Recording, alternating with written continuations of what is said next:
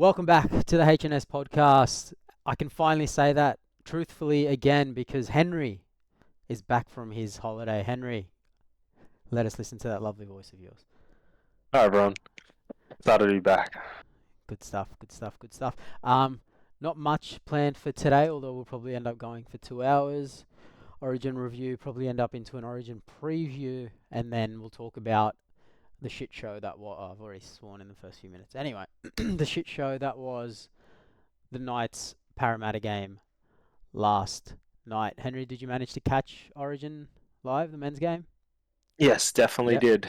Beautiful, beautiful, beautiful. It's definitely a beautiful sight, that's for sure. It is. It was a very good watch. But there's a lot of takeaways from it as well. So Yeah. I know that you probably dig into it.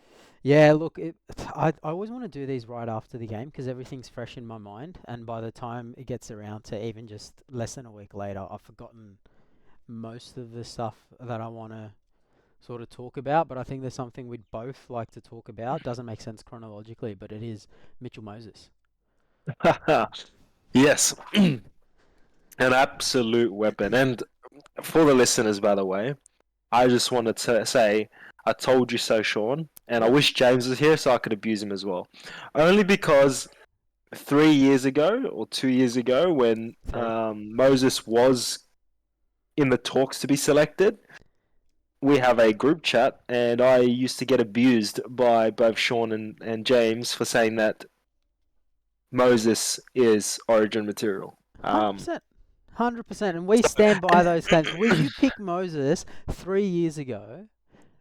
There's no reason for it. He was a different player. And you know what? I'm disappointed in you, Henry. We're trying to be positive about Mitch Moses, and you just go negative. You just bring up the past, and you make me say negative things about him when all I want to do is get on my knees for this bloke. So like all of us in the New South Wales corner do as well. I mean, yeah, he played massive. I think you can see them, and the reason why I brought that up as well is because yes, 3 years ago, there was still a lot of things within his game he still needed to improve, I guess and the that's big all. thing, Sorry to jump in, but I guess that's yeah. just a roundabout way of saying Shaun and James was right. But let's continue with what I was going to say. Um, he's he's definitely improved a lot of his game. I would say his game is almost the same as what it was 3 years ago, but Mhm. there's a big difference, and the big difference is the attitude aspect. I think his kicking game is still the same. I think his ball playing skills is still the same, but the biggest change in his game is he doesn't shy away like he used to, and that's what we always said about Mitchell Moses. We knew previously he could, once he started getting on his groove, he was hard to stop. But as soon as you shut him down, that was it. But we're seeing a different Moses this year, and even towards the end of last year, you could see that he was really now stepping up and putting his voice into the game and trying to motivate his team, even when things aren't going so well. And I mean, we'll probably talk about it a little bit later, but we even saw that against the Knights and Para game, even though Para played absolutely shocking. Um, So we've you been can see the recording attitude for change. 3 minutes and 40 seconds, and Henry has inserted Parramatta into the Origin discussion. Fantastic. But I mean, True to form, you I'm trying haven't to lost say is how performance it all coming. goes together, mate. How it Yeah, goes. And yeah, by the look, way, I really like the connection at the end with Zach Lomax and Mitchell Moses yeah. getting Parramatta that. time is over, Henry. No, look, it was ridiculous. Like, and what you said is right, right? He was always called a flat track bully, and he always had the talent. He was always a runner. He always had a. I don't want to do his current kicking game a disservice by saying his old kicking game was the same, but he always had a decent kicking game for first grade. I think it's gone leaps and bounds in the last 18 months to a level that we'll probably get into a little bit later when we discuss the nitty gritty of the actual game. But he was always a runner. He was always quick. But I think something that's also changed in the last sort of 18 months is he was always fast, but now he looks footy fast. Yeah, and what I mean by that is he makes his decisions faster, and then he executes on them faster, and with a confidence that he didn't have previously unless he was already on the front foot. And I think we saw that defensively as well during Origin when he made the decision to rush up on Dearden and to shut down certain plays. And I think at least once, probably more, he got an error from Dearden by doing that. And, it's one thing to be running fast, it's another thing to make a footy decision quickly, back yourself in that time frame, and execute that play quickly as well. And then to have the physical attributes to pull it off at the same time, right? Because I can look from above and say, oh, he should have done this. But if I was in that position, I'm way too slow to do that same thing, and I'm not strong enough to do that same thing. And he sort of put it all together and into this complete package, and it's really it's cool to see a halfback that's got all these strings to their bow and then pace as well. 100%. Yeah, I definitely agree with you. I think some of the things that you just saw in the game, and I'm going to start breaking down the game a little bit in regards to the way he played. He really dominated that left side, and he was a right side player. Shockingly enough, I think he really took advantage of the fact that Cherry Evans likes to rush up in the defensive line. Mm. And you could see a few times when he rushed that left side, he was either going the outside of Luai or he was kicking behind Cherry Evans and the defensive line as soon as they started really jamming in or pushing up fast. Yeah. And that's what made a big difference. I think in the last couple of years when we have been playing against Cherry Evans, he's a great defensive player, like a defensive half when when it comes to reading the play. Mm. At least in the Origin level, I don't see it too much in Manly side because I don't watch Manly enough. But at least in Origin, he does definitely come up and he can read a situation a lot better than most players because he's a half of himself, right? So he knows what lines they're trying to run. So, yeah, for me, it was being able to just keep putting pressure on that 35-year-old, right? He's a 35-year-old playing Origin. We should be really trying to hit that side. He doesn't have the same legs as he used to. He doesn't want to be hit, and he doesn't want to be, having someone like Latrell Mitchell. And when someone's on like Angus Crichton, you don't want him running at you as well. So glad to see that the team actually didn't go the left hand side, and then as soon as we saw Cherevans come out, push back to the right hand side, which we've seen numerous times. And Luai is kind of one of those people that when they see that happening, he definitely kind of shies away from that corner and steps back in. So yeah, just a few things that I noticed where I guess Moses really took advantage and really pushed up where we, Yeah. where he Just should on have. that, with how Moses plays, I actually think he's dominant on both sides. We saw, I, 100%. I forget when we saw it exactly, but we did see a point where Parramatta actually switched Dylan Brown and Mitchell Moses, and what was coming out of Para was it was to accommodate Moses on the left side because we think he's really strong there. And that didn't work out. They switched back pretty quickly. Oh, not pretty quickly. It took BA a fair bit of time, but they did end up switching back for this year. Um, but you're right in that Moses is currently playing on the right side of the field, but he is swinging both ways in Origin, and what that allowed was for him and Luai to play. I think it's called middle service, where Moses will swing both sides of the ruck, and then Luai will swing both sides on the outside of Moses, and they combined really well there. And something that's underrated in that is the amount of kilometers and the fitness Jerome needs to pull that off. Because while Mitch swings both sides of the play of the ball, Moses needs to go even wider, which means when he swings back around, it's even wider again, to stay on the outside of Moses and to keep an option for him. Um, so that was really critical, and I thought for players who don't play together that often, they sort of synergize really well, and that goes a long way to saying screw club combinations. Like pick the best players if they're clearly the best player. Maybe further down the line in the selection process, if you need to split two players, yeah, go with the club guys that play together. But for the most part, if you pick the best players, they're good enough to adapt if you coach them well and if you prepare them well for a game. So I thought that was really, really critical to how New South Wales played, and that the combination of the two halves is really important. The other thing I think that a lot of people are saying is that Mitch dominated off the back of us dominating, and while that's true, the opening 10, 15 minutes of the game was pretty tight. Like Definitely. we, like I'm put the highlights on in the background for the Well, recording. the first try wasn't until 10 minutes in, right? Exactly, And then exactly the what I was second, about to and that was mention. from It's Liam just on. Martin, from the fact that Mitchell Moses was able to create that space, alongside Liam Martin also analysing the fact that Yeah, and running he that had to inside.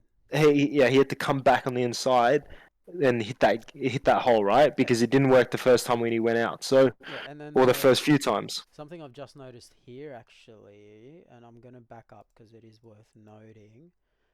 The person who passes it, Cam Murray, the pass to Mitch Moses, Cam Murray actually draws two in, and there's a decoy run from Jake Trebojevic as well that opens that gap that Liam Martin uses. And we're prone to saying negative things about Jake Trebojevic, so I think it's good to point out when he does do good things off the ball, because they can sometimes be not seen by a lot of people. So that was really good from Murray. Excuse me, got a cough. But what really gets me is Mitchell Moses' kicking game in that first 10, 15 minutes is what allowed us to then have the mountain of possession we had in the first half. It wasn't by accident, and it wasn't Queensland's mistakes that we took advantage of. It was Mitchell and Jerome's kicking game that we really took advantage of. Jerome, in 5 kicks, had 3 force line dropouts, and you might not be a stats guy. I'm not always a stats guy, but that is a pretty obvious stat that we kicked them out of the game. They didn't play themselves out of the game, or if Billy Slater wants to say they were off the pace, we forced them to be off the pace, or we turned the pace up. Right? They didn't actually start the game that poorly, and it was neck and neck. And usually when it's like that, DCE kicks us to death along with Hunt. Um, 100%. and it wasn't that this time, and that was crazy. That I've never seen in the last 10 years New South Wales play like this. Where it's tight, we strangle them to death, and then we just blow the gates wide open. That it was really good to see. I think that can open up a bit more. We've focused a lot on Mitch, rightfully so, man of the match for me. But I think that can open up more into the other things that happened during the game. And key for me was how we attack the edges, which you sort of pointed to. I want to go one further out and talk about Valentine Holmes. We spotted him up so much that game. I'm going to pull the stats up now, get rid of these highlights. And it was ridiculous. I think he made over 20 tackles and missed about 10. Yeah, I think that's about right. And for people who don't check the stats, that's a lot of tackles for a centre, and it's a lot of missed tackles for a centre as well. That is ridiculous for him to. The most tackles by a New South Wales player was Cam Murray at 33. Yeah. And for Val Holmes to have to just pull it up now, let's find out. He made 27 tackles. Jeez, He had 9 missed tackles that's on an edge ridiculous. against Latrell Mitchell. Yeah, That's massive, right? yeah, Because we know if you don't stop Latrell Mitchell in that first instance, he's going to be hard to stop on that second yeah. player, right? And He had 2 ineffective tackles, which isn't, it's not that big of a deal, right? The ineffective tackles, of course, you want to have that you ineffective. want You still want to be contact effective when with that. people come Yeah, over you to want you. that good. Yeah, you want to have that contact, but it's the 27 tackles he had to make on an edge is just crazy, because you look at the man next to him, 4 tackles. Yeah, yeah. That's, and I think that's telling as well as to how we spotted Val Holmes up. A lot of people might say, well, the winger should come in and help Val. Now, I don't want to speak out of turn and only go by stats, but what that tells me actually is when they got through Val, there was no, like, Coates couldn't have helped in the situation. Like, they got through him and passed him. It wasn't like Val missed and then Coates should have covered. It was Val missed and we're away. Yeah. Um, and that, it also, I'm pretty sure Nano's on that edge as well. And he's not known to be a defensive player. And if I'm Queensland, and it's a bit of a preview to the next game, Fafita has to be in that spot. He just has to be. He's for me, he's a better defensive player than Jeremiah Nano. The better defensive player than Yeah, Jared. mate, Wow. watch him play. Yeah, I don't like. You know what? I don't see Fafita as a defensive player. I see Yeah, him as a strike weapon in the attack, and that the only reason why I reacted like that is because I feel like you just have to be a half decent defender to better than um David Fafita. To be honest, I feel look, like I think 90% of the edge forwards are better than Fafita in that defense. was So true for Fafita, definitely. I think because of the reputation he had, or has still, people are missing the improvements he's made to that part of his game. Similar to Stephen Crichton hasn't become a great defensive centre this year. He was actually really good at defence last year as well, but nobody noticed because it was drowned out by Penrith's success and also his attacking prowess, right? But the Bulldogs, when they signed him, they knew what they were getting defensively as well. And I think a yeah, similar thing is happening with Fafita, where his defense, like, I'm not going to pretend like he's the best defensive second rower in the comp, right? But his defense is more than adequate now and will be more than adequate at a rep level as well. I yeah. I really think that. And I think next time you watch the Titans play, you just maybe have a look specifically for it and you might see what I'm talking about. He could have an off day and that could maybe not happen, right? But yeah. Yeah, I'd like to see it because I mean, Nanai didn't play bad defensively. He actually had the most tackles out of See, his old my team. thing with Nanai Yet though, and again, this is yet where, again though, yet again that was on an edge with only 5 missed tackles. When you look at that ratio wise, he's done really well. yeah, so my thing with that is it's the ones that we haven't counted as a missed tackle, and it's the other defensive things you need your second rower to Correct. do Yeah. that Yep. don't show up in the stats. And if people don't really like all the content on the page, but Elijah Taylor has made a Instagram account. I'll try to pull up the Instagram, like the name of the handle if I can, but I'll speak about the content first. He actually showcased a really good one for one of our tries where, and the name of the Instagram is footy_hacks. So if people want to check it out, go to that. Um, but he actually showed, and if you want to go to that as well. But footy_hacks, he actually showcased something that Jeremiah does that people will probably miss, and I miss that specific situation. But I know Nanai's pretty shit at doing this sort of stuff, and it's calling the numbers. So I've just linked it to you on Messenger if you want to have a quick watch of that while I talk about it. Yep. They're on their line defensively, and I'll be pulling it up for those of you who are watching on YouTube. So they're on their line defensively. It's a 4-on-3 when the tackle is made, and when Harry Grant comes to the line, Nanai doesn't tell him to go to the long side. That is Nanai's job, right? If you are closest to the ruck and the people near the ruck are coming back, it's your job. Maybe it's not your job to count the numbers. Maybe that's on DCE, but as a rep standard second rower, you should be counting the numbers and telling, hey, Harry, go long side. We don't need you here. We actually have an extra number.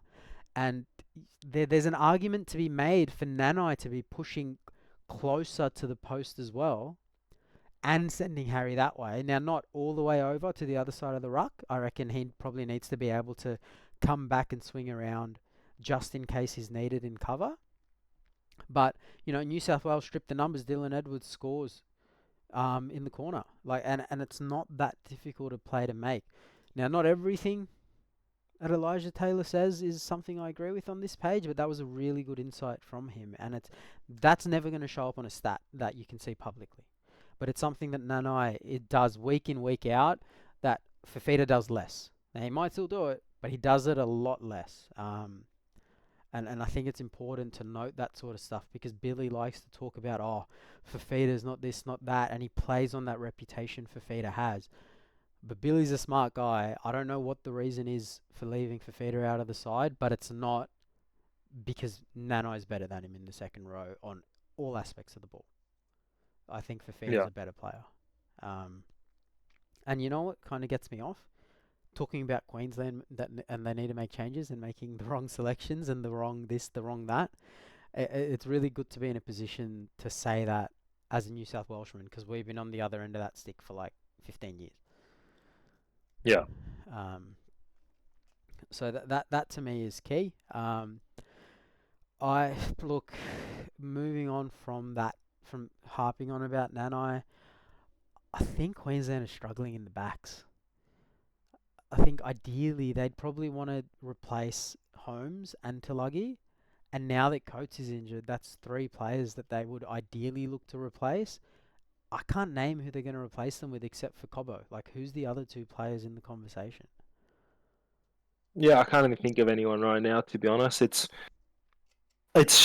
weird to say because I felt like they had such a strong backup in the back line, and I can't think of anyone right now who would replace who. To be honest, Exactly. Like, they had I mean, Cobbo. you got Hammer. We don't even know Hammer's going to be Yeah, 100% fit as well, right? they're going to have to play him, I think. I think they're going to have to needle him and play him if he's still injured when it happens. Because if you think about it, like, we're looking at names, and all due respect, we're looking at names like Phil Sammy. Yeah, And I'm not fully comfortable playing him again in this against a Latrell or a Stephen Crichton. Like, maybe he could do a job on the wing, like big carry, and just make some solid tackles against whoever his opposite winger is. But like, we're really stretching. Like, I don't know who comes in. Do you know any idea when AJ Brimson is back?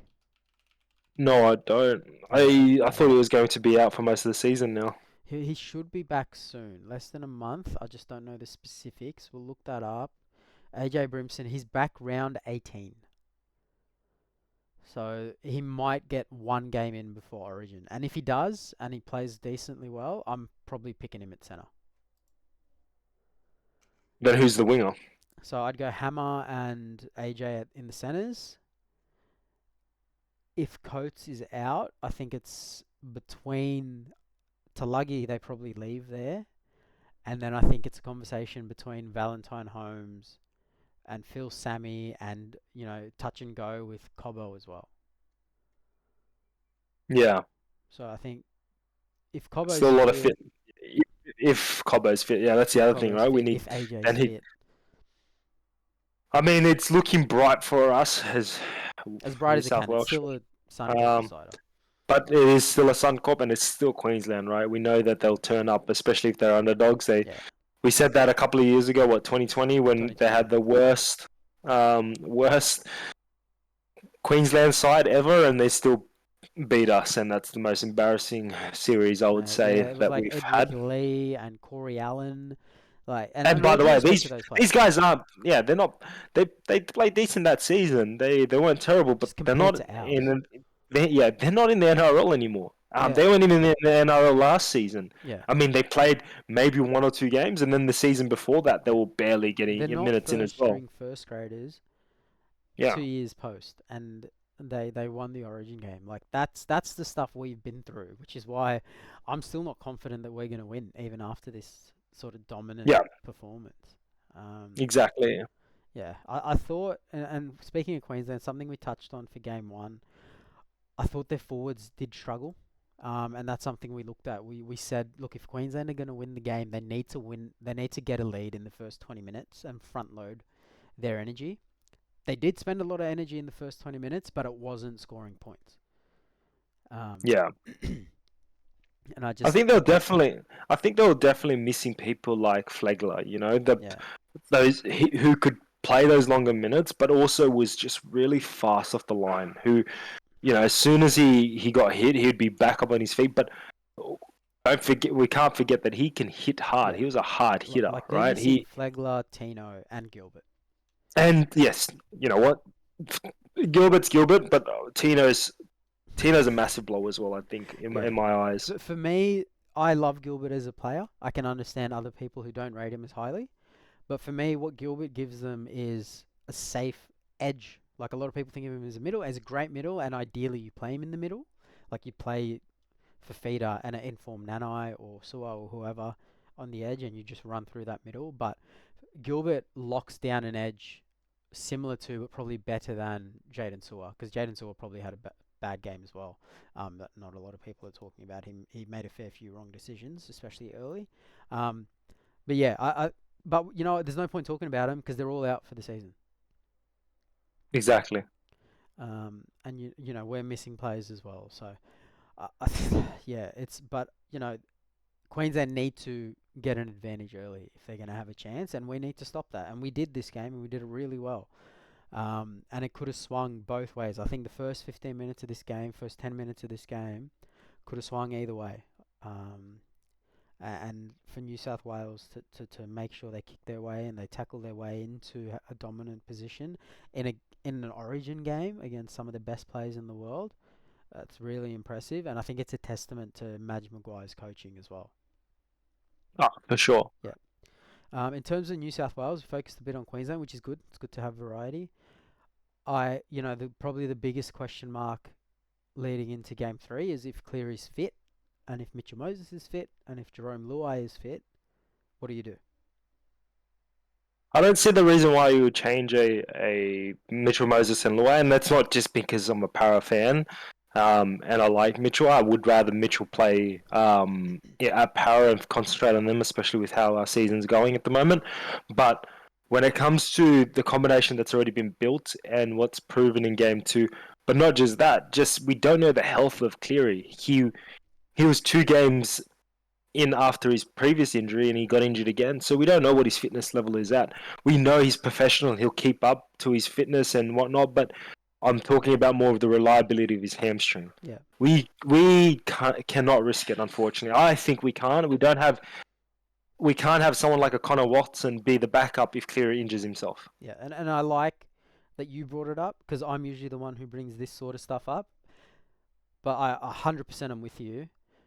Hamstrings aren't that reliable. They go in the first 2 games a lot, and I don't, and that's in clubland, right? I don't want his first or second game back being in Origin. 100%. I agree. And don't get me wrong, it's Cleary is the better half, completed half versus Moses, but I think in this kind of game where you need it, I think Mitchell Moses is by far the better half right now. Yes. I don't think Cleary has the match fitness for Yeah. Origin at the moment, and I can imagine that hamstring is going to play a big part in his kicking game as well. Yeah. With right? how, yeah, just like somebody like Cleary, it's a bit of a. He's probably going to belt the shit out of it anyway. So like, I don't know if it would be an issue because if he thinks he's fit, he's probably going to be pretty confident. He's a confident kind of guy, but yeah, it might be playing on his mind. And then for me, and they wouldn't bring him back if he wasn't strength testing really well. But for me, I don't see, and it's a similar reason to why I would have left Teddy in the team. I don't see what Cleary brings to the team that Mitchell doesn't. Like, Yeah. they're both good runners of the ball. They're both, and I can't believe I'm saying this. 3 years ago, I would have called myself an idiot for saying this, but they're both good defenders in their position. They're both runners, kickers, passers, vision, balls. Like they just, they will try something if they need to. Like if you're on the back foot, they will still be there trying their butts off and probably getting positive results. So I don't see what he brings, and I don't see what we gain by making the switch. I think it's a really interesting conversation for next year. as to who gets the 7 spot. But I think that's a wider conversation as to who our halves are, because at the start of the season, both James and I'm not too sure about you, but I think you as well, were saying Mitch Moses and Cleary should be the 7 and the 6. Yeah, for sure. Yeah. And now that I've seen it, to be honest, if they do come back, I did have a thought maybe you should just keep Luai in there and Cleary. But if Cleary does come back, I would almost say after seeing Mitchell Moses play both sides really well in Origin, just because of the high risk that if Madge does put Cleary in there, I think you just keep Moses in there because you need that kicking game just in case, Yeah. which isn't what we want anyway. We don't want that just in case moment. We want to make sure we're confident in that selection and we're happy with that decision. And that's only going to happen if we pick Moses and Luai over Cleary even being in the question. Yeah. So you're saying if we pick Cleary, we have to pick Moses. Yeah, I would say so. Yeah. I don't see why you'd risk Luai and then having a backup as Watson, because Watson doesn't have a kicking game, and Luai, yes, he's getting better, but he's not Origin level. Yeah. I do have to disagree a little bit. I think Luai has shown a lot in the last 2 games he's played for New South Wales in terms of his kicking. Um, I think, he's got a lot of repeats. His short kicking game is up there with the best in the comp. Um, his long kicking game, while not up to the level of Moses and Cleary, probably still good. I understand what you're saying. You probably want an elite kicking game. So Luai finished with 8 kicks, 3 forced dropouts. That's ridiculous. They were all bombs and grubbers though, so probably not massive kicks. But Yeah. the way I'd structure my side would be Burton somewhere in it, and Oh, that's if I have to exactly. go, That's, I yeah, was just right, about to right, say that. Yeah.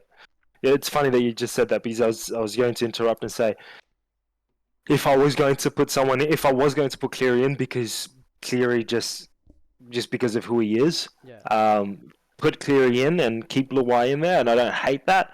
But Watson has to go, and Burton has to be in there. yeah, I think Watson has to go, and Burton has to be in there because Burton can play any position. And I'm still shocked why he wasn't in there last in game yeah, two. mate. It's Because Watson, yes, Watson does provide some versatility, but what does Watson bring that Burton can't? And what's missing for Burton not to be there? Like, yeah, not only has he got an elite kicking game, or not elite, but his kicking game's good. mm, Like, it's not terrible, and when you need that big bomb, he can bring it.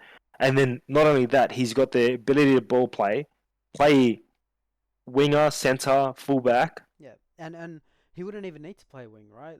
If he only covers halves, which we need coverage on, and centre, that frees up Stephen Crichton to go to a wing, Latrell Mitchell to go to fullback, right? If we need it, I'm not saying, this is how it should be, but like if we need it, that's so much better than Connor Watson, who at this point of his career, after the injuries he's had, I'd literally only be confident with him playing 20 minutes at hooker.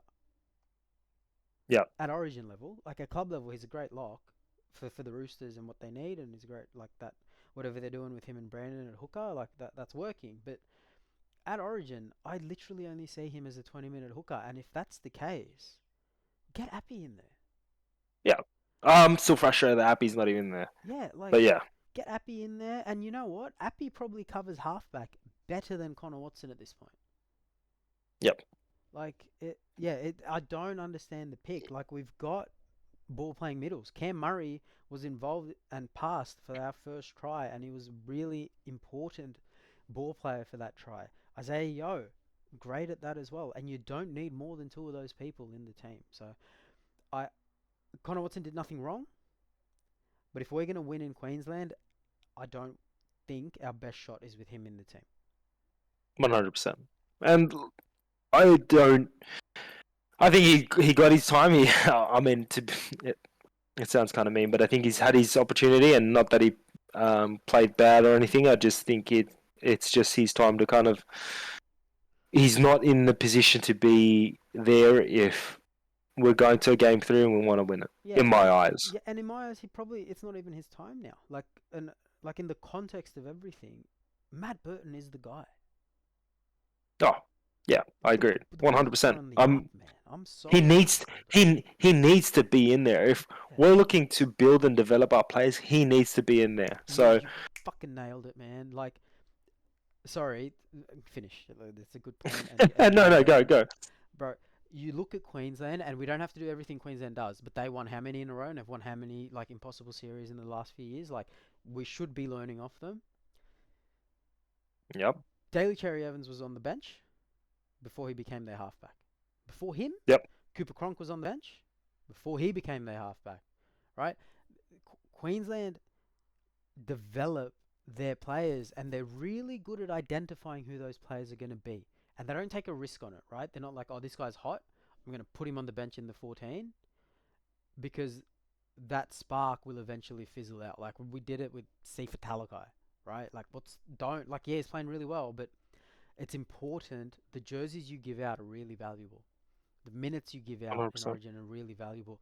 And Matt Burton, I've turned British for a second, is, in my opinion, is a chance to be in that team for the next 10 years. It might just be at 14. He might not be able to edge out Latrell, Stephen Crichton, Campbell Graham in the centres. He might not be able to edge out a position in the halves, although, actually, let me see how old Matt Burton is. Like, Cleary's mid to late 20s. Mitchell Moses is about the same. Burton's 24. He could have a Yeah, good 5 years in the halves for New South Wales, right? And this is what we fail at. We don't have a plan B. We don't plan ahead. And the way to create a dynasty is to plan ahead, is to know, okay, when Jonathan Thurston retires, when Darren Lockyer retires, JT goes to 6, Cronk goes to 7. When JT retires, this is what we're going to do. Cameron Munster's in the team. We don't and have they've that. all been superstars. Yeah, We don't have that. exactly. Like, Agreed. what is kind of like, what is that? That 14 role primarily covers positions. Connor Watson doesn't do that. Yeah, Secondary to that is it's to give experience to potential future players and future starters. And we're not doing that either. Like, he's neither of those things. So, yeah, mate, you are killing it with the points you're making today. It's no, phenomenal. but Go to some Japan some of more the often. some of the other things I kind of came up across as well is when you think about the side that we had. I think we're talking about some great players that we have. But one of the things I was thinking about is what happens to our reserves, right? So yeah, we played a great game. I don't think we needed to put as many people in. I don't know why we even had Connor Watson come in as early as he came because yes, you give him an opportunity, but I don't think we needed to, right? I think we needed to keep the foot on their throat and just keep going. We needed to keep it to 0 till the 70th minute and then put Connor Yep, Watson on the field so he doesn't feel like he can correct, get an Origin game. exactly. And I don't know. That's one thing, Yep. and then the other thing was what I was shocked about was I don't know if you kept note of it, but Olakawatu, Mm. Homole played what less than 20 minutes Mm-hmm. and was axed straight after Yeah. because of the dominance of Queensland in that second half at the first what Yeah, I think what was the change? Was it Martin went to the middle and Olakwatu went to an edge? edge, correct? Yeah, I think that's what and happened. then I've got the stats in terms of minutes, 18 for Olakwatu, Martin played 70, but in terms of what happened in the game on the field, I think that was the change, right? yeah, and I don't think I think when I was looking at his stats, I didn't see anything like in the stats that kind of made me go, okay, that's the reason why. And what I say that is, if I look at Homole's defensive efforts, right? I think it was his defensive reads that was the problem. Because I mean, he's got 100. He had no missed tackles or ineffective tackles. He had these 6 tackles. I think where he scored, where at least Queensland scored some of their tries, was on that was on the edge that he was Hmm. in. But I just, it's one of those moments where I'm like, I'm sorry, but you've got to kind of keep him in. I know that you want to stem the bleeding where it's happening, and I don't think it's completely Homole's fault. But I also think that you've to me, he got cut because he played shit. Mm. and simple. Because the person that should have came off was Liam, right? Yeah. As soon as Liam went in the middle, did his Did did his his stint. minutes. Yeah. Yep, did his stint, and he should have come. He should have come straight off, and Hamole should have stayed on that edge afterwards. I think it's going to take a blow on Hamole, and I wonder whether he even gets picked for game 3. And if he doesn't, then who goes there instead? Because I find it a shocker that he only got 20 minutes, and you had someone like Gerbo, who only played 35 minutes. Yeah, around Still there. had somewhat of it. You know what? He had an impact early He had a good defensively. impact early. Very, Yeah, yeah. That like I think it was off the first tackle, wasn't it? Or at least correct. It first was touch. off the first tackle for sure. That was a massive hit as well. Um, but yeah, no, I just want to bring up Homole because I just feel like I want to see him do, and I think he's going to be a future Blue, starting edge Yeah. forward. But I think you've got to have some confidence in him, and it was just sad to see he only played 20 minutes. I wonder whether the axe was because of his defensive reads. Yeah. And like to support what you said, we were gonna win that game. Like no one was thinking we were gonna lose that game. At halftime was more over than game 1 at halftime, and we got somebody sent off. Right. Yep. I would have just let him get his learnings. I would have just left him out there. He would have made his mistakes, and hopefully he's a good enough player to learn from them. Because Yep. going back to how we should be trying to build and get players minutes, this is another example where we just drop the ball. Like, Yeah. just leave him out 100%. there. And you know what else it gives you? If he doesn't learn from it, you get a decent look at him.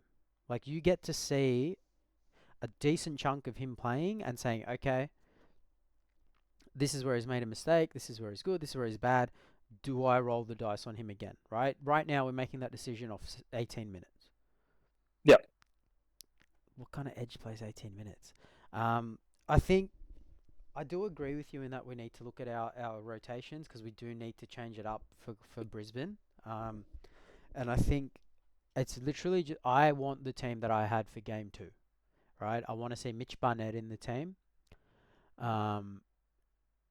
And I think if you're going to have a bench edge in this situation, Mitch Barnett is probably a really good person to have because he's a great middle and he can play on the edge. And that's kind of what we Yep. need. Yep. Yeah, I feel like the middle is you need someone there who's going to make that impact, and I think, yeah, you're right. Mitch Barnett is what we need there. Yeah, and I think it's a realistic change. I don't see Jake Trbojevic moving and then Mitch Barnett starting at prop or Liam Martin starting at prop with Hamole starting in the second row. That doesn't look like it's going to happen. Yeah, for sure.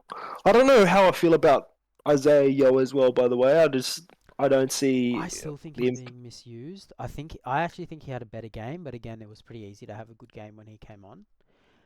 But Yeah, I mean, he had no missed tackles. His stats weren't too bad. He post contact meters for the amount of minutes he had was all right with the amount of meters he had as well. I mean, he had a decent game. yeah, he I had can't he had fault a him. good game. But for Yeah, me, I would use him differently. I'll probably go into those details. Well, they're the same as what I've always said, right? Like he's a big minute player. You know, I want 2 volume guys: Payne Haas, Isaiah Yo. I then want everyone else to be impact guys with 2 who can play longer minutes if we need to, right? If we get some yep, injuries, we need some cover, they can play longer minutes. That's how I'd run New South Wales Origin because then you break the defensive line, you get over the ad line, and you just spread to Stephen Crichton, Latrell Mitchell, or you kick to Zach Lomax, right? Or you cut out to Brian Toto. You do an inside ball to Dylan Edwards. You put Crichton on a halfback. Like there's so many weapons. We just need that little bit of chaos in their defensive line to take advantage of it properly. On that, Angus Crichton and Stephen oh, Crichton. The Crichton far out, man. They were. you just can't fault them. You can talk about one player. You can say Crichton had a phenomenal game, and no one knows which one you're talking about because they just played on par their best games, right? Man. I wouldn't say it was their best game. You know what? I can't. disrespectful to Stephen Crichton. Maybe not so much Angus, because Angus has had a bit of a dip the last season. See, if you're talking And about Origin, I think this was his best Origin. A lot yeah, of people are saying it's his best form at Clubland, and I disagree. I think his best form at Clubland is still when he was at Souths. When he was a yeah, tearaway, he was ripping in. I think people need to go back and have a look again. But no, again, phenomenal games from Stephen and Angus. yeah. Angus was just. I mean, he could have been man of the match as well, right? If it wasn't Yeah, for Mitchell Moses being Mitchell Moses, with his kicking game, I think, and the control of the game and his fingerprint in the game, I think Angus had just as much impact. and Stephen. Um, and and Stephen, of course. But I just want to bring up Angus because of the fact that he just dominated his edge so much. And I'm not saying Stephen didn't. I think Angus just he was out and out just a dog, right? Yeah, He defensively he was hitting people. He wasn't just tackling, he was absolutely hitting people, right? I can't get over the fact that that hit where I think it was a penalty afterwards because he rubbed him on the head and yeah, Liam Martin got sent off. But it was a hit on Valentine Holmes, right? yeah, It was not only was Valentine Holmes already getting terrorized defensively, he as soon as he touched that ball, he was absolutely obliterated by Angus, and that's what I love to see. And Angus wasn't just that, right? Angus didn't just drop yeah, Valentine's. There was other moments as well, but yeah, yeah. that's Big reason why Valentine is going to have nightmares about this game is Angus Crichton. Like, 100%. bro, and He off the knows ball, he knows when he runs back on his inside this time, he's going to be watching where the hell is yeah, Angus because he's going to tear my head apart. yeah, and off the ball as well. He ran really good lines to sort of provide opportunities for Latrell. Um, yeah, it was sublime from him. I think Stephen Crichton for a centre, and in my opinion, the reason I think he had a phenomenal game was defensively what he did, and for a centre to be recognised as a top three player in that game, for and the thing that got them to that height was their defence, and their attack was still really good, but the defence did that. I think that's unreal. Yeah, Like we've seen Josh Morris picked for his defence, and he had great defence, but I've never seen a New South Wales centre have that kind of impact with their D, right? It was unbelievable. I didn't know if signing him for Canterbury was the right decision. Holy cow. He has gone leaps and bounds ahead of anything I expected he would do. yeah, 100%, Um, 100%. yeah, it's ridiculous what he's done this year. So yeah, like that. Yeah, I just can't believe it. I think with Latrell and Stephen Crichton, those are our centres for if they're fit for the foreseeable future. Like, Campbell Yeah, Graham's going to struggle to get into this team. Bradman Best is going to struggle to get into this team. Um, but I'm glad we have that problem, right? I yeah, think it's a great I, problem to have. I actually wanted to see Bradman Best back into the squad, Yeah, and that might be a shocker. I don't think he's had a great start to this season, but I don't think he would have not turned up for the Blues. I think yeah, you look at someone like Murray Tuolagi, or you look at someone like Valentine Holmes, both haven't had a great season, right? But both still selected. And I mean, Valentine's hasn't had a great second game. I don't think his first game was terrible, but his second game was definitely. And Murray, I would say, yet again, I don't think he had a phenomenal game one, but he still had an impact. His game two, he had no impact. yeah, But what I'm trying to get at is Maroon still picked them and still backed them, and and trusted that they'll turn up, just like a Dan Gagai moment, right? yeah, We know Dan Gagai, as soon as he comes on with the Maroons jersey, he was going to pick up. I mean, talking about a person who I felt that was shut down as well, like Valentine Holmes, like um, I would say like Tom Deaton, who was a bit quiet yep, and was shut down by Moses, Reece Walsh. yeah, And don't get me wrong, he did well. There's some moments where he was down in the short side, kicking early, or not kicking early, but having that other kick option, and it turned out they got a repeat set, I think, after that. And there were some moments that Reece Walsh did do some brilliance, but where was he? I don't feel like I saw enough of his game. I don't know what you thought or what you think. I think it's hard for a player like Reece to have an impact on a game like that. I think if he was a Dylan Edwards or a James Tedesco, I'd expect more from him. Um, but he's just not that type of player. When you pick Reece Walsh, he can do things off the back foot, but when you were having the problems Queensland were having, there's not a lot he can do, right? You pick him with the knowledge of you're going to have to support these other areas for him to play his best. And that's all footy, right? Like, it's a team sport. You pick players to do certain things to complement each other. And I think Queensland just didn't do what they needed to do to complement him, right? So what do you do to complement Reece Walsh? You make sure that he doesn't get belted off kicks. They didn't do that. How do you make sure that that happens? Make sure you're winning the defensive, you're winning the tackle when you're defending, and you're pressuring the kicker. That's all you can do, right? Winning territory, all that, blah blah blah. But also, he's really good at attacking when you hit a post, say 60 meters out, get a quick play of the ball, and get him the ball with options. And they just never really had that opportunity to come through, right?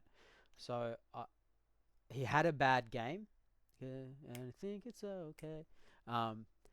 But I don't know what he would do better. It's kind of like Nico had a bad game in game one, but everyone knew what sort of player he was when he was picked, right? I Yeah. am not trying to say Nico is a bad player.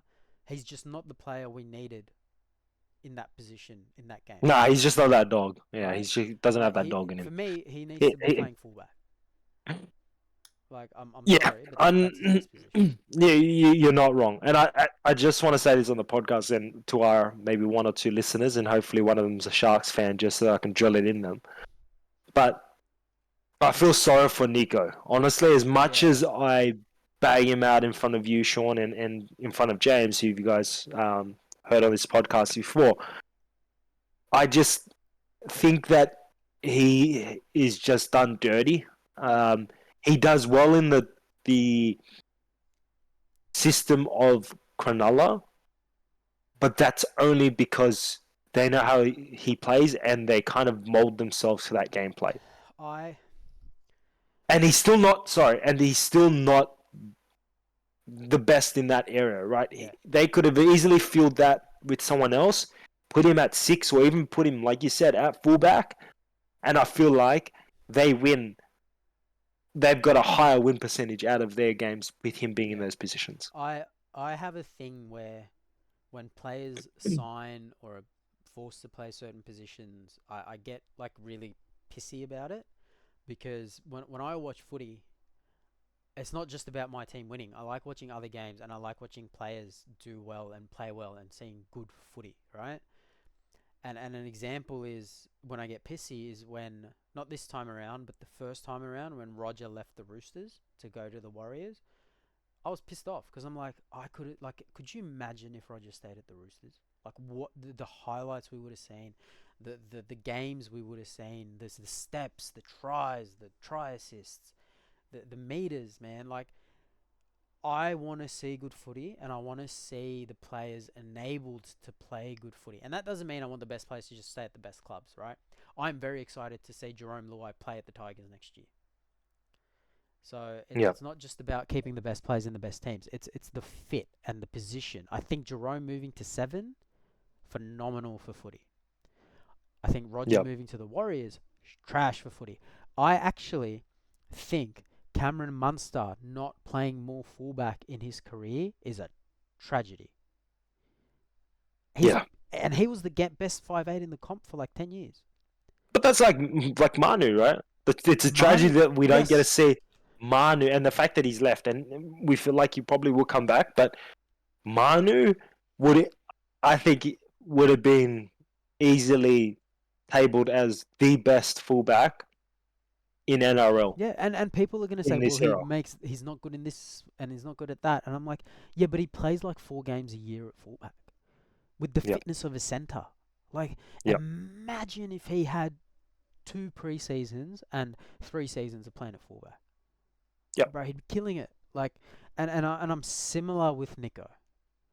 When yeah. he signed with the Sharks since day one, and they let Shaun Johnson go, I have been saying idiots. They have ruined Nico Hines. And Nico signing the extension, man, I could have cried that day because I love Nico. I don't, like you might know. I don't know if you know this, but I loved.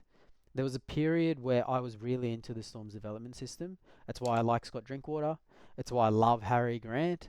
It's why I'm big on Ryan Pappenhausen. And it's also why I'm massive on Nico. When he came in, when he was named at fullback, we have a draft comp. I drafted him straight away for a decent player. Like I dropped a decent player for him, and everyone was like, "Shaun, you're the hoarder. You never drop like anyone half good." And I'm like, "Yeah, this guy is gonna kill it." And he was playing fullback. He had a pass on him. He killed it.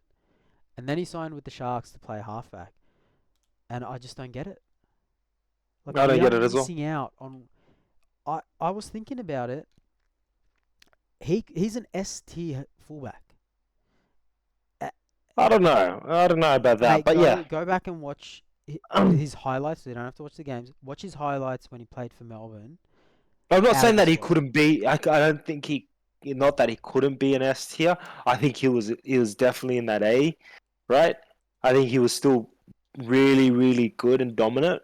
But I think he still needed a few pointers in his game to. But I I think he just gets didn't. those if he plays at fullback.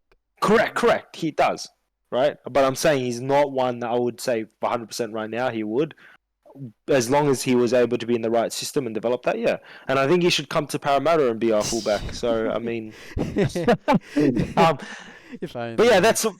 But I mean, that's an example of like what I'm just trying to say there, and my point and your point as well, right? Is we don't hate Nico. We hate Nico at 7, but we love him in fullback, and we would take him in a heartbeat if he was our fullback. Yeah, If Power was to sign him at 7, I'd say you're an absolute joke because he's not a 7, yeah, and I probably would stop following Parramatta. yeah. It's just one of the. I love Nico, and I hope he gets through this because more like he is having some issues dealing with it, and rightfully so. Like man, it's a lot of pressure. It's a lot of criticism. But man, at some point, he's an adult. He should recognize his strengths and his talent, and shouldn't have signed the extension to play halfback at the Sharks. But B, the Sharks need to recognize that if they move him to fullback, as good as Will Kennedy is, in such a strong field, like you look at the fullbacks in the game, mate. I don't know if we've had the the talent ever before that's this deep. Like it's Yeah, ridiculous. And to compete and to be an ST team, and for me, an ST team is one that could win the comp. They need to move Nico there and do something in their halves. Do some. I don't know what. Do something. You know, maybe the Raiders want to give up Jamal Fogarty because they've got Sanders coming next year. I don't know. But go out there, flex your muscles, and see if you can do something. Because at the moment, it's not working for Nico, and it's not working for the teams he's playing halfback in. yep. And I don't think, and this is what I just want to say as well. I don't want him not to be. Um, I don't. Maybe that's the best way to start the sentence, but I want to see him back in the Blues squad, Hmm. but not in a halves role. Like not Yeah, in a 7 or a 6. I want him being able to be recognized as the backup for our fullback position. yeah, and I think he's got the talent to do that. He would have easily. Kind of crazy to say because I just said that he's not an S tier fullback. I think he could have easily been our fullback this year Mate, and I'll back you on that. if yeah with if Cronulla played him fullback as soon as they If he signed him played, yeah, if he's because played fullback his whole career, mate, he would have been a better selection than Edwards, and I think he would have actually taken the reins off Teddy last year. Not and this year. I think it would have come sooner. yeah, It would the have come a thing year about sooner. Nico as well is he's a different fullback to Teddy and Edwards. While I think if he stayed at fullback, I think he'd also do what they do. So what are they known for? Taking a lot of runs, right? That's what they're known for. They do a lot of other things that people High miss. work rate. But Yep. Nico has a high work rate. The amount of touches he gets a game, ridiculous. Yep. And he's a big body, so he can do all that. But he can also pass the ball, and that's important, right? And Ted Edwards can pass the ball. We're seeing it on screen now because I'm playing the highlights again. But yeah, Nico, man, we have lost what could have been one of the great careers, and it's an even bigger shame because he started playing in his mid-20s. Like, Yep. he didn't debut at 20. Like, he doesn't have that much time left, but it's not too late to fix it. I don't know if he ever reaches those heights, but I hope we can see him at fullback for a decent chunk of his career towards the end. And I hope the people in his life and that support him can recognize that for him and get that done. But, you 100%. know, like going back to the Blues and the fullback role for the Blues and the backline for the Blues, where does Tom Trbojevic fit in this team next year? Brian To'o's not Center. going anywhere. So who drops out, Latrell or Steven? I think it's going to be center if he does get even a spot in. To be honest, Yeah. I don't. That's if he gets a spot in, and if I was to pick someone over someone, I would probably say, oh man, it's It's so hard, hard. right? Yeah, you're right. You're right. It's hard because Zach Lomax, he's got that dog in him as well, right? He's the most He's likely just to be shown that dropped, but you're not he's dropping him. yeah. You're not dropping him. He's shown that in the two games he has played, even when we did get dominated in game one, that he's open He's material, so similar right? to Best, right? He's so confident. Yeah. He's so like on it, right? Yeah. I genuinely, if Turbo can get back to fullback and play there for the whole year next year, I genuinely think his best chance to come into this team is at fullback. 100%. I agree. I think if he's fit, firing, and playing fullback next year, Dylan Edwards is the most likely person to drop out if I was the selector. Now, I don't know what Madge wants to do. I think he's going to stick with Edwards. But if I'm the selector, and all due respect to Edwards, he's a great player, but I think Turbo's most likely chance to get in this team is fullback. Yeah. Or on the bench. 100%. Yeah, actually, that just came to me. I don't know if I'd play him on the bench, but, he covers wing, covers centre, covers fullback. Yeah, I don't know. But I think I'd prefer to have him at fullback and then Matt Burton on the bench. Yeah. That's a tough I one. mean, it's a tough one, and I think we want to see Burden in there. There's a few people that we do want to see, and I mean, we talked a lot about the Blues and some of the players that were in the squad in game one and then aren't there, but someone who else I want to bring up because you love him and you mentioned his name just a bit earlier, who had almost no impact in the game as well when he did jump on, who I always think he does have an impact. Or even when I put my multi down, I even put him as a try scorer because I just feel like he always has that ability. Harry Grant, where was he in game three? Yeah, Game man. two. Where Yeah, was Harry Grant? yeah. He even got dropped. He got dropped after what? I think he only played maybe 30 minutes or less than 30 I'll minutes. bring I it up think now. That's I forgot how crazy. many He minutes he played played. 40. 41 40. minutes. Sorry, okay. So maybe I didn't notice him enough. Yeah, But Henry, you he idiot. played. He came in 20 minutes. 20 minutes after the first half, and then he jumped off 20 minutes left for Ben Hunt to come in to try and do something, right? Yeah. Because he just wasn't bringing enough into the game. And to be Yeah, honest, when I I've got was it watching here. Harry Grant, Harry, he came off in the 71st minute for Ben Hunt to yeah, come back on. That's a okay, weird there you change in the 70th minute. What? go. Yeah, And that's. he came on the 30th. That's a weird one. But if I was Billy, yeah, I would have done that a bit earlier because I felt like Hmm. Harry Grant had no impact in the game. Yeah, hmm. It's And weird because like if you, I just want you to just even yeah. think about it. Did you even see him scoot Yeah, out the yeah, yeah. No, line, no. like I scoot out and 100% take agree. advantage? No, Because he almost does it every game at least once. You could put your whole, you can put all your savings into that and guarantee that you'd win that multi. I mean, yeah, not multi, but you'd win that bet. it's hard, right? Because he came on in the 30th minute.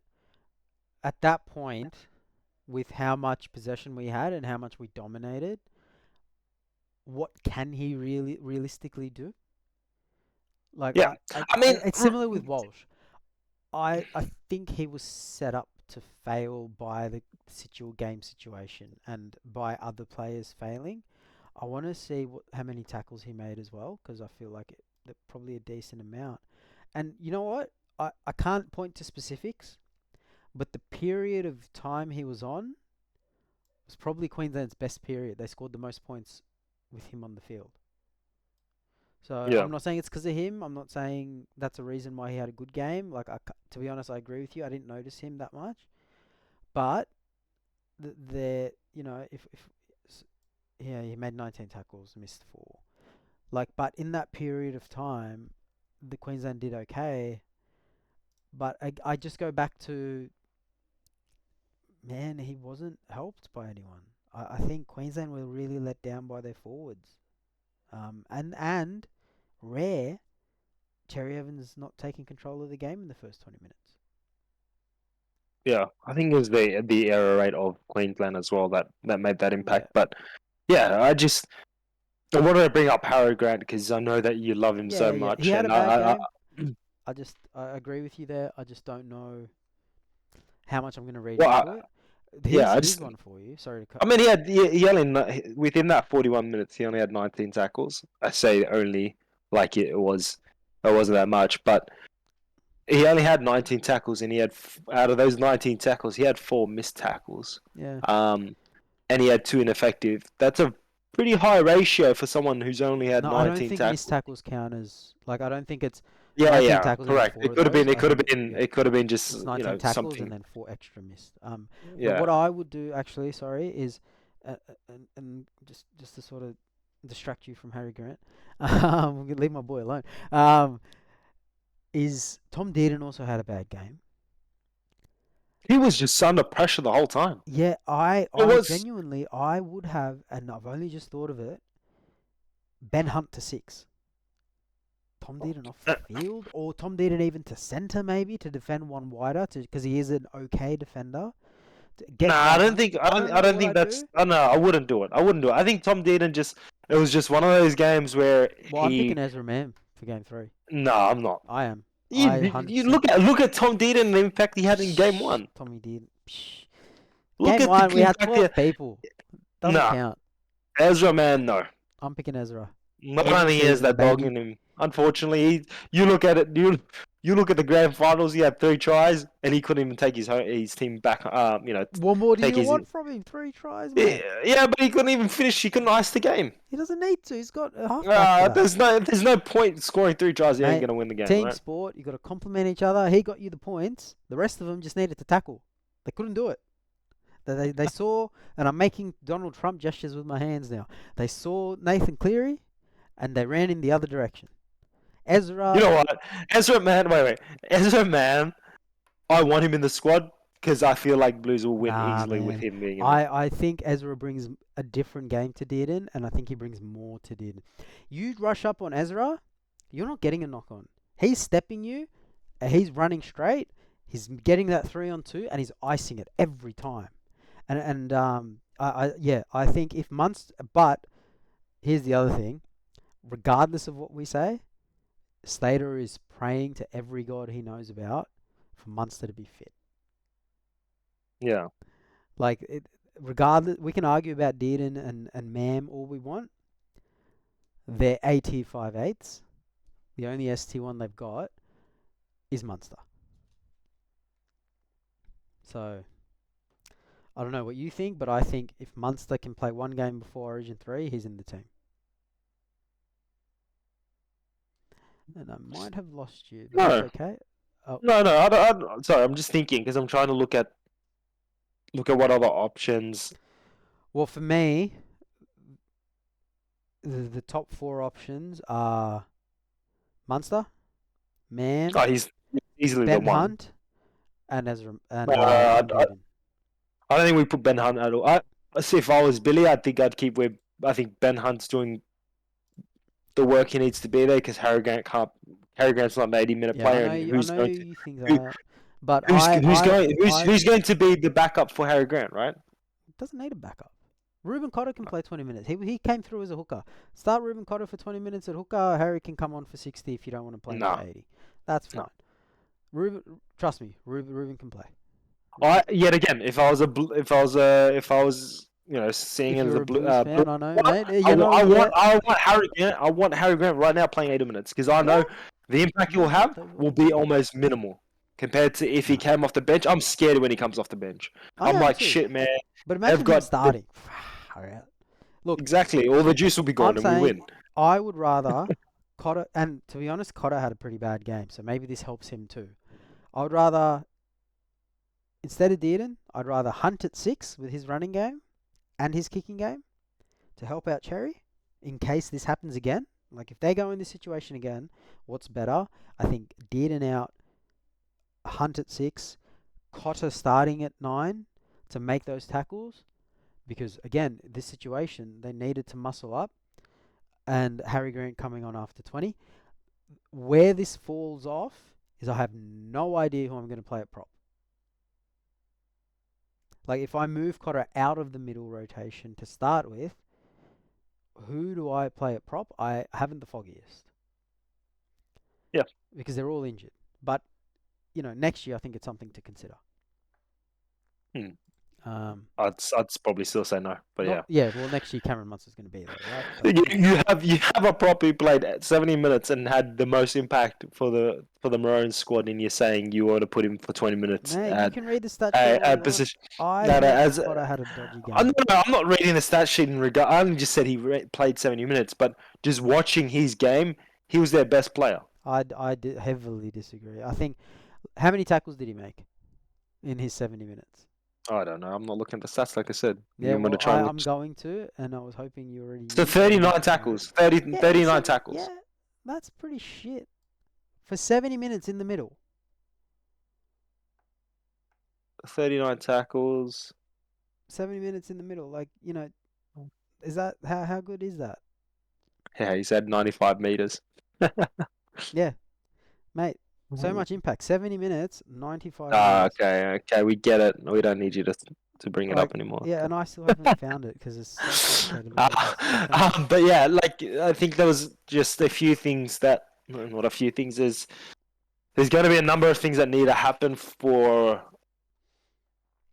Maroons to be confident in Game 3, but there is a lot that still needs to happen. Even though that Blues, we won that and we blew them out of the water, I still think there's still a lot of preparation we need to do to make sure they don't even have a chance. I think we've got our foot on their throat right now just because of their injuries, the player selection that they have for the next game. Let's see. I I mean, also think out of the two teams, Queensland is more likely to bounce back from this. 100%. Um, yeah, it's we need to, and this is why I hate the mentality of don't change a winning team. I think we should always be looking to improve.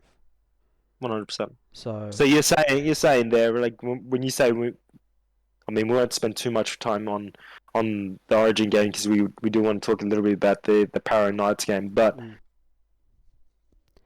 who are you putting in then? If you're saying to improve, right? We're yep. going to the Blues squad. We're going to 2 weeks from now.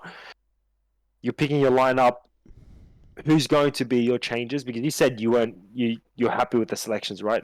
So who are you going to change? So literally, my team would look like it did for game 2. The major changes there was Mitch Barnett would be in the team. I think we need, especially Over over what's his face, Connor Watson. Isaiah. Connor Oh, I don't Watson, know about that, Connor but yeah, gone, Mitch Barnett in the team. What am I doing there? I think Suncorp is going to be a drier track. Now again, like weather matters too, right? So I think Suncorp being up north, it's going to be a drier track. Where now the coldest part of the year is over. It's not going to be warm in Sydney, but Brisbane, it's not going to be hot, but it's going to be warmer and a drier track than Melbourne and Sydney.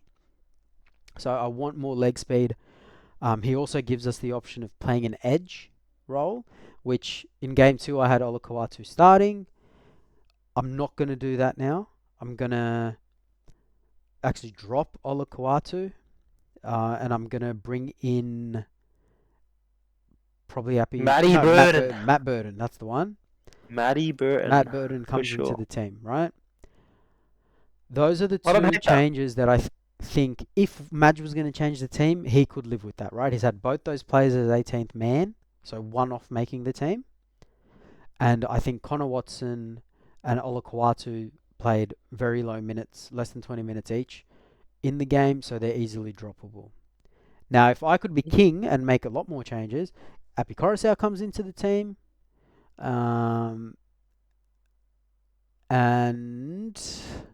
that would probably be for probably for Robson. And James is going to hate me for this, but you know what? I think I keep Gerbo in the team purely because of the tone he set at the start of the game. It's just crazy that we have Jobo there just setting the tone for the first 20 minutes and that's it.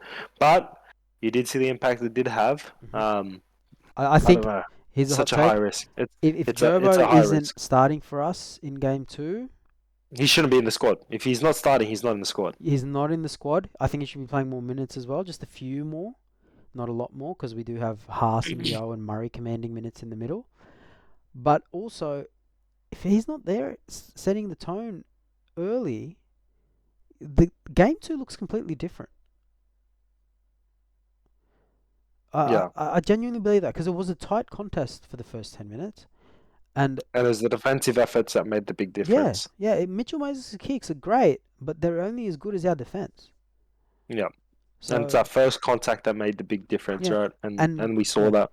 And with Mitch Barnett coming into the team, Liam Martin there, do I really need another high impact forward? Like, you got Spencer, you've got Mitch Barnett, you've got Payne Haas, you've got Cameron Murray. Plenty of impact. We're spoiled. He was massive. So I just want to bring that up again.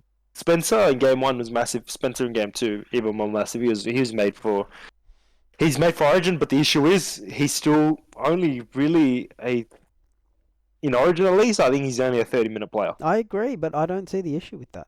I think we've been crying out for a player like him. Yeah, and I think you know what? I'd love to see him come on twice. Like come on, 15 minutes in the first half, jump off, and then come in for the last 15 minutes. See, I think that's where I'd like to see him come in. I slightly disagree. I want him on first half, whatever, but I don't want him finishing the game. If he's gassed in the last 2-3 minutes, how many times have we seen Origin lost in the last 2-3 minutes? If he's gassed, not wrong. Yeah. Defensively, it's a liability. When we're defending the middle, if it's a tight game, I think I want Murray, I think I want Yo, and I think probably Haas. I think that's the middle I want to finish with if it's a tight game. If it's a different sort, if we're chasing, maybe something different. But if it's tight and we need to hold out, those are the 3 I'd go for to finish the game. But yeah, look, I've spoken a lot about Origin. We've gone for an hour and 20 minutes almost. Did you happen to watch the women's game? Yeah, I did. To be honest, I only watched half of it because there wasn't too much. I think I'm fairly upset with I felt like it was almost a replica of game 1 last year. With how game 3 went, sorry. It was a shame because I felt like game 1 was pretty good and game 2 was phenomenal. But I felt like game 3 really just wasn't at a high level from both sides. 100%. Because there was a lot of drop balls and yeah. And you know what the worst part is?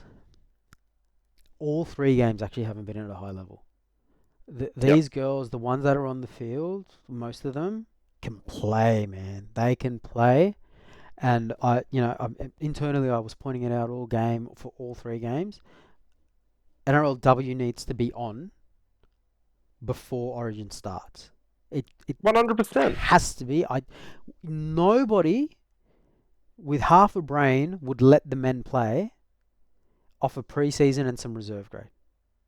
100%. And anyone who is blindly supporting women's footy, saying, "Oh, but they played state footy and it was a really high quality game." See, you're doing a disservice to them. And genuinely, those players played at 80%. Yep. It was shocking. It was. Um, That game 3 was just, I like I said, I still enjoyed game 1 and 2, but game 3, was hard to watch. it was hard to watch, and it Yeah. was hard to be proud of the girls' game and where it's come. And I still am, and it's come a long way. I think. I mean, it's not the girls' game that I'm not proud of. I think I'm not proud of the NRL or NRLW It's and the shameful how approach they they've had. treated the women's game. Yeah, Um, it's a shame.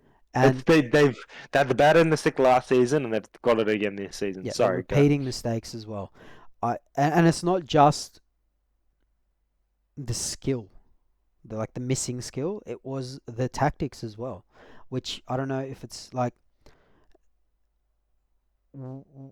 we had a long lead into game 1 because there was no NRLW. So I think New South Wales got into camp like 6 weeks in advance. I could be wrong on that. I know it was a long camp. The number could be wrong, but it was definitely a longer camp than usual. And it was the only game we looked prepared for. Like game 1, we blitzed them in Suncorp. Shorter turnarounds for the next 2 games, and further away from consistent footy, we looked worse. Yeah. And so did the Queensland team. Queensland were shit in game 2. I think a lot of people forget that. Just because they won, Yeah. people forget how bad they were. Can you wrap the steak in foil? And by that, Henry means if the footy was wrapped in...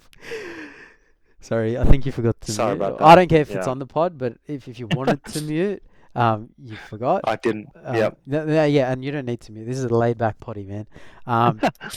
But yeah, and look, I have a lot that I could say about the game. For time's sake, I'm probably going to just skip through like the cliff notes of what I want. And I'm probably pretty consistent with that over the entire thing as well. Yeah, sorry. Tonegado, shocking game. Baxter had a decent game, but she's Kelly? a fullback. Kelly had a shocking game. Kelly had a bad game. Yep, 100%. That play of the ball, what the hell was she thinking? So I want Corbin Baxter to go to fullback. I wanted that for game 2. I probably would have had Tonegado game 1, but that was off not seeing any footy. So maybe if we saw her play NRLW, she would have either A, been better, or B, we would have known to go with Baxter. And Baxter's a fullback. She's not a 5'8". At 6, I would have gone for Kira Dibb. 7, I would have gone for Jessie Southwell. 9's fine, whatever. Higgins, I like Higgins. Yeah. And Kylie Hilda coming out and saying, oh, Jessie Southwell's not there because I don't think she's ready or whatever the hell. And also saying, oh, Kira Dibb's not there because this is last year. She doesn't gel well with Jessie Southwell. Bro, they won 2 comps together. Yeah. What are you talking about? They don't gel well. What? Like, get the fuck out of here. Like, she picked her mates and it backfired.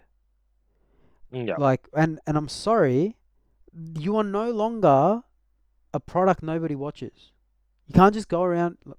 The men pick their mates half the time as well. Let's be honest. But there is more scrutiny now, and there is a higher expectation of success. Standard is raised. You can't just willy-nilly do this stuff, and it matters. And Kira Dibb has worked her backside off for 4 years. She should be the New South Wales 6, and it didn't work. And she plays for the Cowboys now. Game 3 was at the Cowboys' home ground. She knows the conditions. She knows the field. She knows what it's like to play in that sort of humidity. And she would have taken the reins. And she's got the balls to do it. Is that sexist? I don't know if that's sexist. She's got the ovaries to do it. I don't know, man. But she's like, and it sucks. And the interchanges made no sense to me. Millie Elliott, that's so weird. I really want to call her Millie Boyle, but Millie, let's pull it up. Do they have player stats? How many? I don't think she played as many minutes as she should have. Millie Elliott played 46 minutes. She's easily a 55-minute player. If Olivia Koenig can play 54 minutes, Millie Boyle Elliott can play 55. Right? It, yeah. Grace Kemp had a bad game. I think she also had a bad game too, if I'm being honest. Togatugi I thought was strong. But, it all stems from the spine and the game plan. I think they were set up to fail by the NRL not putting NRLW on, but you know what? Both sides had to deal with that. Kylie Hilda banked a lot on a long lead in, which in hindsight was a mistake because the girls were underprepared for game 2 and 3. Yep. They needed that pressure gauge, I think, turned up earlier. And she needed to be more astute with her changes, but also with no NRLW on, it's a lot harder to make those changes. Having said that, Queensland made the change. They put Brigginshaw into halfback, which you'll remember when I spoke about game 2. I don't care how slow Brigginshaw is. I don't care how old she is. She's the best halfback Queensland have. All due respect to Zahara, Brigginshaw's the best halfback they have. And they won both games where Brigginshaw was playing 7, and she played well too. It wasn't a coincidence. She played well, she kicked well, she controlled well. That 40-20. Massive. Bro, yeah, ridiculous. When Blues had the momentum back, she brought her team back. 100%. And you know what else is more amazing about that? Just given the physiology and the types of kicks the women put in, it's a lot harder and it's rarer to see a woman halfback kick their team back into ascension. So it's even more impressive that she was able to do that. Yeah. And we just look like headless chickens out there. So next year, It's a shame. Corbin Baxter, Kira Dib, Jessie Southwell, and you know what? Get Hannah Southwell back in the team too in the forward pack. Because we got rinsed and we really missed her leadership. I thought Yasmin, just so it doesn't look like a Knights bias, I thought Yasmin had a pretty poor game, which is rare from her, but she definitely made a lot of mistakes, and she needs to pick it up. But yeah, man, it was hard to watch, and I hope next year New South Wales learn from their mistakes and the NRL learn from the mistakes they've made, and they treat the women's game a little bit better. 100%. Anything you want to say before we go to last night's game? No. I think you kind of nailed everything on the head, and I want to be respectful of the game because I can't comment as much as you can because I just don't watch enough of. Yeah. We're not going to fake the it game. here. Yeah. And anyway, last night, 34-26, Newcastle versus the Eels. Shit game. Yeah. I mean, terrible game in regards to Parramatta's form, but I mean, congrats on Newcastle being the better team, but I also think Parra just gave it to you as well. Yeah, and I want to be respectful for the fact that you guys held us out. Don't be respectful. We gave you 2 tries by throwing the ball at you and just telling you to catch and just run. All you had to do was catch and run, and you didn't even have to try and intercept it. It wasn't even proper intercepts. We just dropped the ball in front of you and let you run the whole way. Yeah. I'm glad you said it. Yeah. Yeah. Like, far out, man. And, the press conference from AOB is the exact same. Oh, we needed to find a win, and we found the win. The same shit over and over. That's the roundabout way of saying we played like shit, but we won anyway. I didn't even watch the Parras one. I don't know if you watch. I did. I forgot what was mostly said. Trent mostly complained about the refs. That was about it. Wasn't it? There was some calls. There was some calls, but I still think. Though. But yeah, I was going to say. But I think it happened on both sides. And at the end of the day, if you're worried about if you're going to do a rooster and complain that the ref was the reason why, then clearly you're blinded with your own team's efforts. Just clocked you said if you're going to do a rooster. Yeah. Yeah, and you know what? Credit to Gutho. Trent Barrett spent a majority of the press conference complaining about the refs. When he was asked, I think by Lara Pitt again, which it was hilarious at halftime. I don't know if you saw it. Yeah, I did see it. When she asked him about it, she got like this cheeky grin on her face, and I was like, "That's the best. That's the best." It's rare to see banter from Fox in that way. Usually, it's just arguing for argument's sake or trying to create controversy for controversy's sake. But I think that was just genuinely funny from Lara, and she was fucking with Gutho, and I cracked up. But I think she also asked him about it more seriously in the press conference. And credit to Gutho, he was like, "Look, I would have been a step quicker. Do I stop him? Maybe, maybe not." This isn't verbatim, but he was also like, "It's footy. These things happen." Yeah. And for somebody who's known to be a whinger on the field, you can see that that's him just playing the refs. He knows it's footy. He knows that's what happens, and he takes it upon himself to do that. So I think it's more an indictment on Trent Barrett the way the team responded than it is Gutho. 100%. So, look, I think we also need to address, if while we're on the decisions of the refs, how do you call Mike Acevo a knock on? I don't know. And I think I should bring it up because I'm the Knights fan.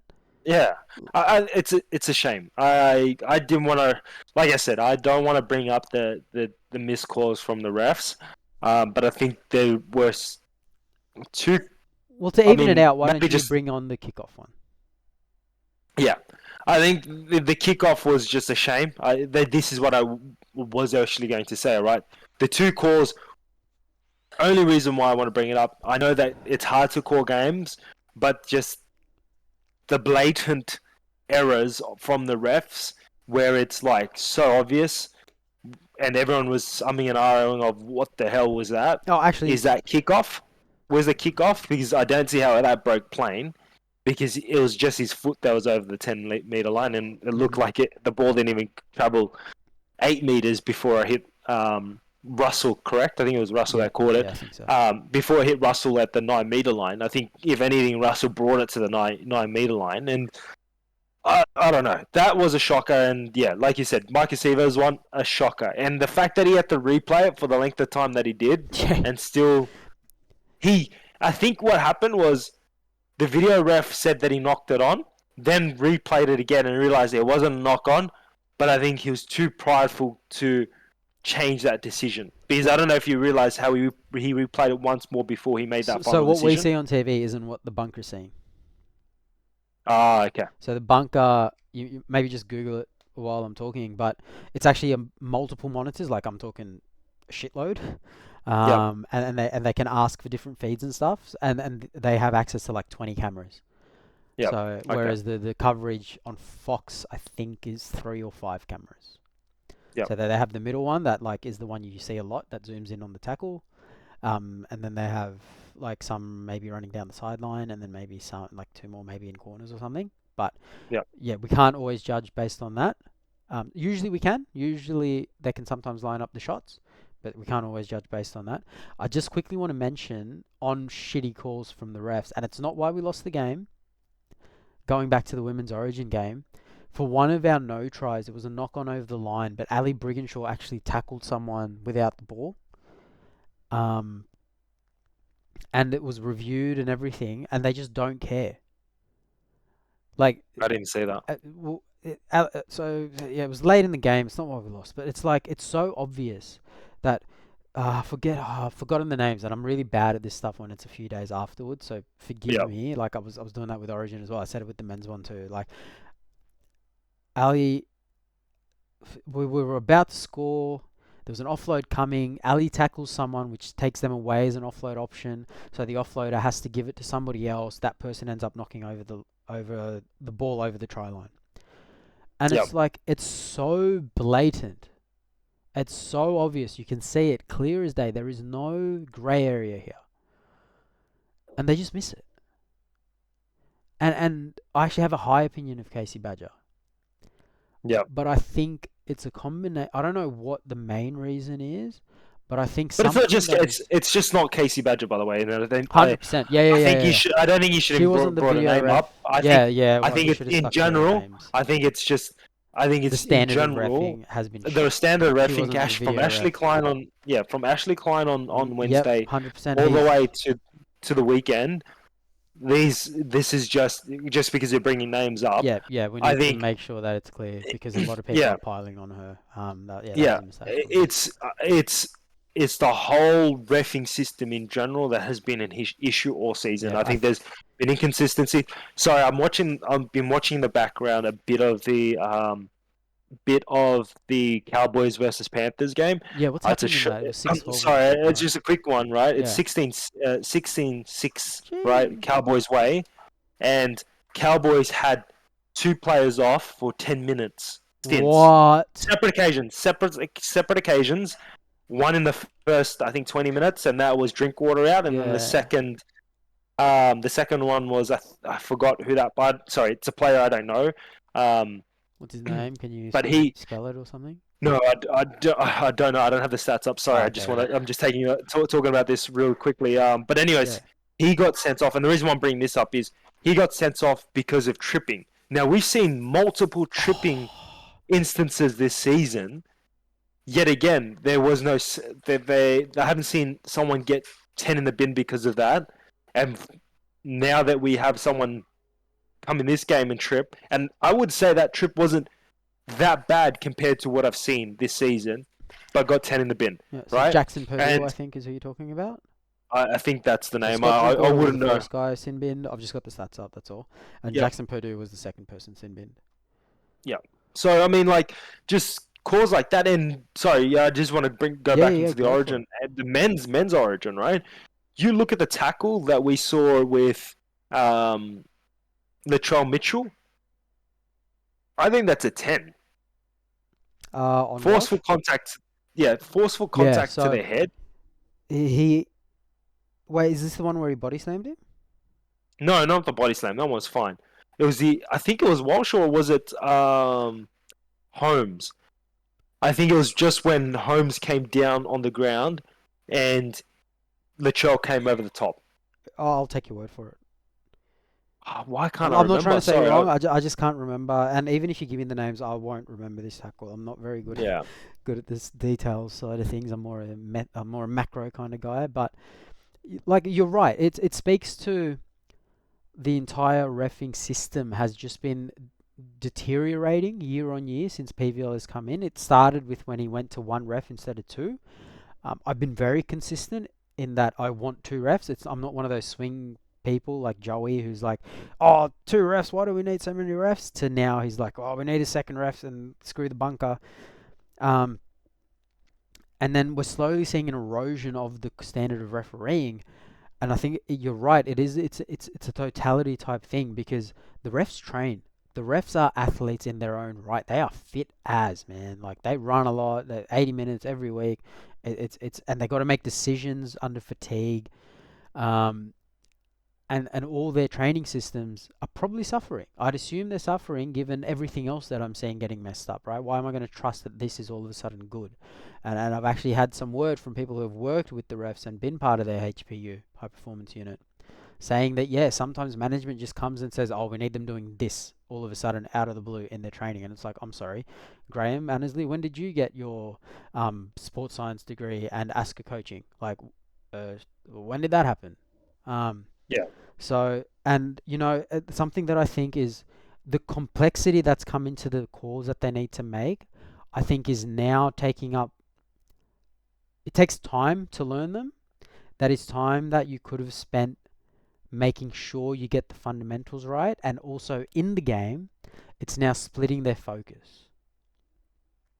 Where the bunker, instead of looking at a few basic fundamental things, is looking at all this niche stuff and missing a knock on and missing a player tackled without the ball and missing all these other things because last week they got a memo and now they need to remind themselves that a trip is a sin bin. Like Yeah. It's they're not being set up to succeed. Similar to what we said about the women's game, the refs aren't being set up to succeed. And they're just not. poor management by the NRL, in my opinion. I agree. It's quite a shame, and I mean it's sad that we had to go into this conversation, and I mean it's kind of good as well because it's definitely something I wanted to talk about on the potty, and it's been frustrating me to to have to say that because I feel like refs are under pressure and Yeah, it is hard to make those decisions on the go. I'm all about having the bunker and I'm all about the bunker having something to say, but the standard just isn't good enough. but the standard's not good enough. I don't get how you missed that was a knock on. I don't if they're getting pressured with you've got to make the decision within 1 minute, then they've got to remove that. They Yeah, should they should just take their time. I'm sorry, but I know that it slows the game down. But you look at games that are successful, like the like NFL. soccer, right? Because Oh, soccer's now yeah. put it in, and of course, I heavily watch the NFL, and the NFL is such a successful product in itself that has a lot of reviews, and they honestly take their time, but no one then judges their decision afterwards because every part of it has been analyzed in a timely manner where people aren't pressured to make a decision straight away and there's multiple people having their fingers in it where they're able to get different Specialties. opinions. And not just that, the person who comes on to commentate afterwards is the head of the reffing committee, right? I forgot his name now, but he actually talks to the commentators. The commentators will ask him, okay, why was this decision made? And he'll explain it, right? He's explaining it based on the rules, and it is showing that this is the right decision. And And I 90% of the time, assume, yeah, sorry to cut you off, but I assume it's not yeah, like Graham Annesley on a Monday where he contradicts himself every week. 100% it isn't. That's what I'm trying to say. Sorry, that's what I'm trying to say. If you're going to back your boys, you now have to implement yourself in there. You want to make the bunker successful, and you want to make it something within the game that makes the game more consistent for your refs. I think you, as a leader, have to be involved in that process, and you have to be the face when things during the game when things are decided, because there are moments that are so crucial in the game that just turn its head around by a simple missed call, especially from a bunker who's had time to review it and still miscall it. Yeah, yeah, and it's about setting up not just the refs, but the product to be the best it can be. And I think a second ref, so one man, because if you think about the amount of things the refs need to look at all at the same time, it's pretty gnarly. They need to watch 26 players on the field at once. It's hard. I want somebody focused on the defensive line and I want somebody focused on the ruck. I, Yep. I think that's really important. And then you let the lead ref run the game and you let a ruck specialist just be in there because, you know, it affects the product in a really big way. And when you split the focus, it's hard. Like touchies, yes, they should be looking more at certain things and getting more involved. But if somebody's getting tackled in the middle of the field, touchy's not going to pick up a grapple or, you know, if somebody's lost the ball or if they've ball planted or if they've done this or if they've done that or if they've stepped off the mark or if the markers aren't square. You know, we're seeing a lot of something creep into play. I forget who I saw do it last night, but there's a team that I think the Raiders maybe, when you get up to play the ball, they'll look like they're getting up off you and just have their hands on to sort of push up off you to get up and straight. When really what they're doing is they're pushing you to get you off balance when you play the ball. It's happening a lot, and it's never getting pinged. So these sorts of tactics are now creeping in. And Ricky Stewart basically mentioned that he was going to do it in a press conference. He's like, if you want to ref the game like this, I'm going to start coaching my players to play like this. Yeah. And he has now. He's come true. And nobody seems to have noticed. But it, we need to allow the refs to make good decisions. We need to back them. Graham Annesley is not competent in his job. Like, he comes in on Monday and just contradicts himself every week. And you might say, oh, that's the people who are giving him the information. Well, I'm sorry, but if you're going to be the head of the refs or whatever he is, you need to be across the rules and you need to be across the situations and you need to be across the interpretations. 100%. Um, Agreed. yeah, yeah, I don't know. The Cowboys have won 16-6, 1.5 minutes to go. Yeah, they've They easily will. won. It's Yeah. quite a shocker. Yeah. Quite upset because I put $20 on Panthers to win, and now I've got 0 winnings. But anyway, um, I mean, I think we've talked about everything we have. I think this Yeah. we've We I'm probably could quite have done more satisfied in the with. game, but yeah, a lot of There's a team few things covered a that lot of just yeah, topics, but yeah. a Um, lot of things. I did think we'll try and talk again this Wednesday and talk about our normal. We'll try and Yeah, get back to our normal routine. yeah, Wednesday should work. I can probably actually Yeah. do earlier than I usually do as well. But anyway, Okay. we can Yeah. discuss that later. Yeah, good stuff. Great pod. Covered a lot of things, more than just Origin. So I'll see you Wednesday, mate. Thank you everyone for listening, Thanks, everyone. and goodbye.